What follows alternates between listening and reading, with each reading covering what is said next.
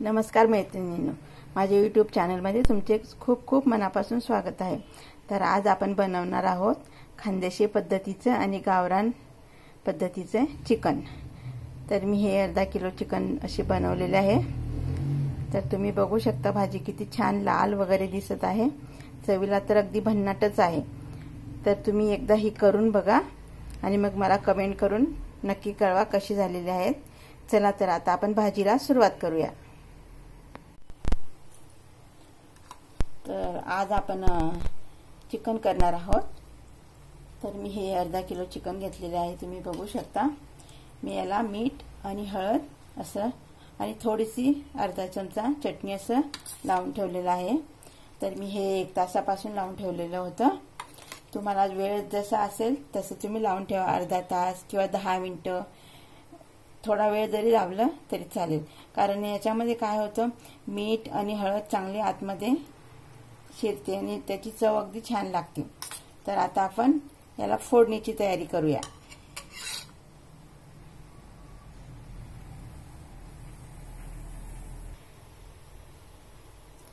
बघा, आता मी फोडणीसाठी एक छोटा कांदा बारीक कापून घेतलेला आहे आणि 3 किंवा 4 मिरे घेतलेले आहेत, 3 लवंगा घेतलेल्या आहेत आणि थोडीशी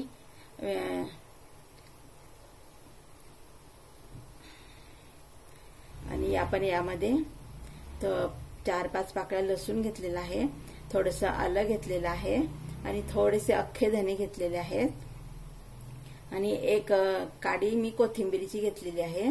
हे सगळं मी असं छोट्या खलबत्त्यामध्ये कुटून घेतलेलं आहे। तर आता आपण हे फोडणीमध्ये घालणार आहोत। याच्याने काय होतं की आपल्या सूपला खूप छान चव येते। आधी आपण हे मसाले घालणार आहोत। ते तेलावर थोडे मी कुकरमध्ये थोडं 2 चमचे तेल टाकलेलं होतं, ते सांगायचे मी विसरले। तर तेल तापलं की आपण त्यात मसाले घालणार आणि त्यात मग हे कांदा आणि हे वाटण केलेलं घालायचं आहे। याच्याने काय होते, आपल्या सूपची चव खूप छान लागते।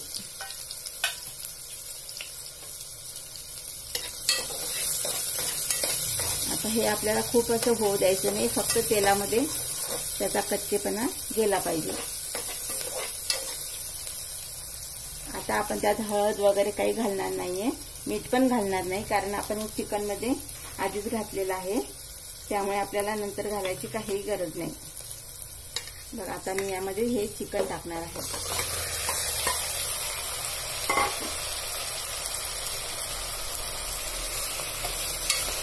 थोडं आपण याला पाणी सुटेपर्यंत असं परतून घेणार आहोत।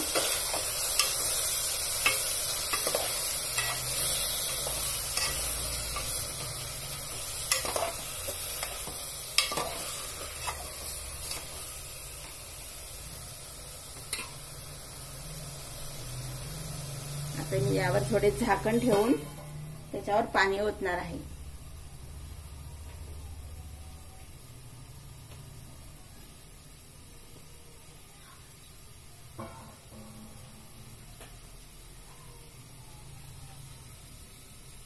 याच्याने काय होतं, आपल्या चिकनला असं खाली पाणी सुटतं आणि आपल्याला त्यामध्ये वरतून पाणी कमी टाकावं लागतं। आपण याला थोडं 5 मिनिटं असंच होऊ देऊ। बघा, याचा आता आपण असं याच्यावरच गरम पाणी ओतून घेणार आहोत। आता यात तुम्हाला हवं तेवढं पाणी टाकू शकता। तुमच्या घरात जर सूप खाणारे असतील तर थोडं अजून टाकलं तरी चालेल।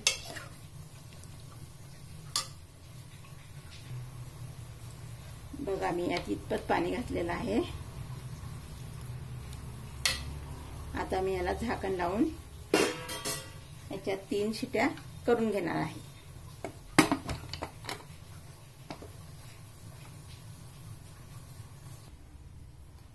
त्यासाठी लागणारे मसाले मी घेतलेले आहेत। बघा, मी तुम्हाला सांगते, एक मोठा कांदा मी असा कापून तव्यावरती भाजून घेतलेला आहे, थोडं तेल टाकून। थोड्या लसूण पाकळ्या घेतलेल्या आहेत, ही दालचिनी घेतलेली आहे थोडीशी खडा मसाल्यामध्ये आणि 2-3 लवंग घेतलेले आहेत, 2-3 मिरे घेतलेले आहेत आणि हे एक चक्री फूल घेतलेले आहे. आणि भाजीला थोडासा घट्टपणा येण्यासाठी मी फुटाण्याची डाळ घेतलेली आहे, म्हणजे फुटाणेच आहेत. आणि थोडंसं आलं घेतलेलं आहे, थोडंसं खोबरं मी खिसून भाजून घेतलेलं आहे आणि थोडेसे अख्खे धने सुद्धा मी भाजून घेतलेले आहेत. आणि एक काडी आपण कोथिंबीरची घ्यायची आहे, कारण कोथिंबीर आपल्याला वरतून सुद्धा टाकायचं आहे. आणि आपण चिकन शिजवताना जो मसाला वाटलेला होता त्यामध्ये सुद्धा आपण कोथिंबीर वाटलेली आहे. तर हे सर्व आपण आता मिक्सरला फिरवून घेणार आहोत. आता आपण चिकन शिजलंय का बघूया.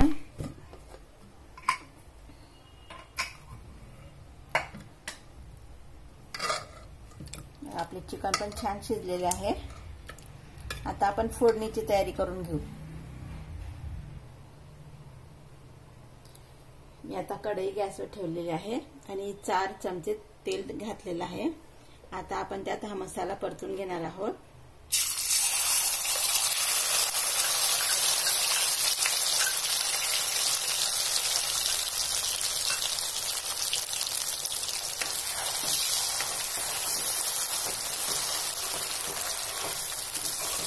असा छान आपल्याला तेल सुटेपर्यंत हा मसाला परतून घ्यायचा आहे.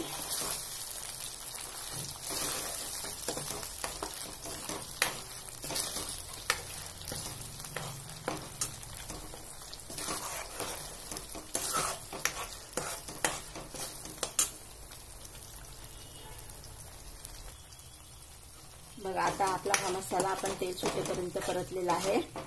त्यात आपण आता चटणी वगैरे घालून घेऊया.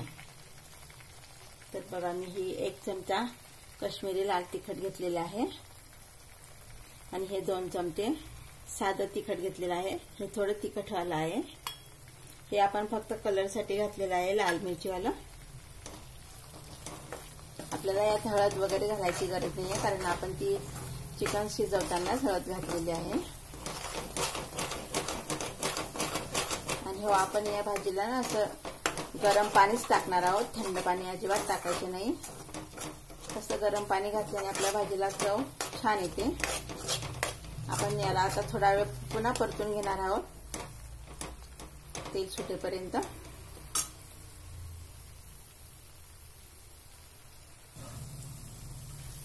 बघा असं तेल सुटेपर्यंत आपण याला परतायचं. तुम्ही यात थोडंसं पाणी घालून सुद्धा परतू शकता. पाणी मी गरमच घातलेलं आहे.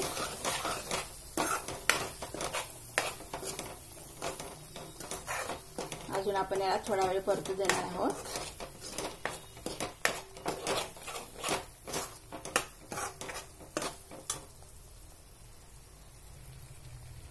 बघा आता आपल्या मसाल्याला छान तेल सुटलेलं आहे. त्यात आपण आता शिजवलेलं चिकन घालून घेणार आहोत.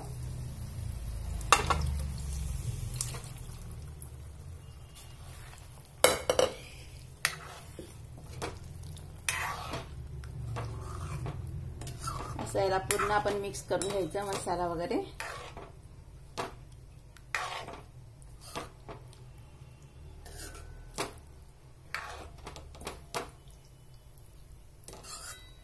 त्यात आता मी गरम पाणीच घालणार आहे.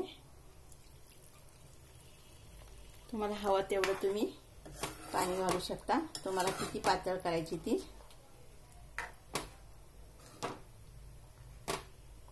आता आपण याला एक उकळी आली की कोथिंबीर घालणार आहोत, पण त्याआधी मी हा थोडासा गरम मसाला घालणार आहे. मसाला असा वरतून घातला की आपल्या भाजीला खूप छान चव येते आणि मसाल्याचा खूप छान वास येतो. आपण मसाला थोडा वाटणात पण घेतलेला आहे, खडा मसाला, त्यामुळे मी वरतून गरम मसाला थोडा कमीच घातलेला आहे. तुम्ही ही भाजी एकदा नक्की करून बघा आणि मला कमेंट करून नक्की कळवा कशी झाली आहे. आपण ही गावरानी पद्धतीने करत आहोत. ग्रामीण भागात ही अशीच बनवलेली जाते. आता आपण हिला एक उकळी आली की कोथिंबीर वगैरे घालणार आहोत. बघा आपल्या भाजीला आता छान उकळी आलेली आहे. आता ना आपण त्यात थोडं मीठ घालणार आहोत. मीठ आपण थोडे कमीच घालायचे आहे, कारण आपण शिजवताना सुद्धा मीठ घातलेले आहे. त्याच्यामुळे मीठ आपण आपल्या चवीनुसारच टाकायचे आणि थोडी चिरलेली कोथिंबीर घालणार आहे.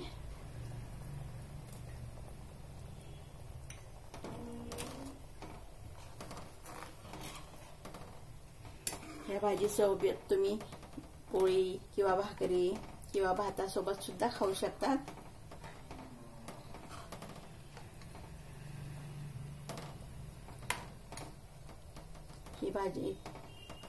ही भाजी करताना आपल्याला नेहमी असे लक्षात ठेवा, छोटे छोटे टिप्स आपल्याला लक्षात ठेवायला पाहिजे. मी याच्यात धने पूड न घालता अख्खे धने घातलेले आहेत आणि थोडा खडा मसाला सुद्धा घातलेला आहे, कारण त्याच्याने सुद्धा आपल्या भाजीला खूप छान चव येते. आणि कोथिंबीर सुद्धा मी वाटणात घातलेली आहे, त्याच्यामुळे आपल्या ह्या रश्याला सुद्धा खूप छान चव येते. वरतून तर आपण घालतोच, पण वाटणात जर घातली तर अजूनच चवीत बदल होतो. तर तुम्हाला माझा व्हिडिओ आवडला असेल तर माझ्या चॅनलला लाईक आणि सबस्क्राईब करायला विसरू नका. आणि हा व्हिडिओ तुम्ही कुठून बघत आहात ते सुद्धा मला कमेंट करून नक्की कळवा.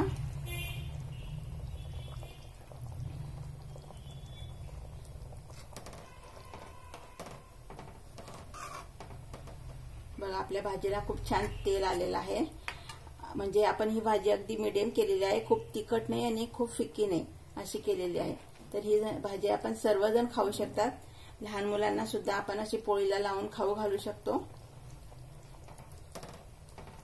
माझा व्हिडिओ बघितल्याबद्दल थँक्यू.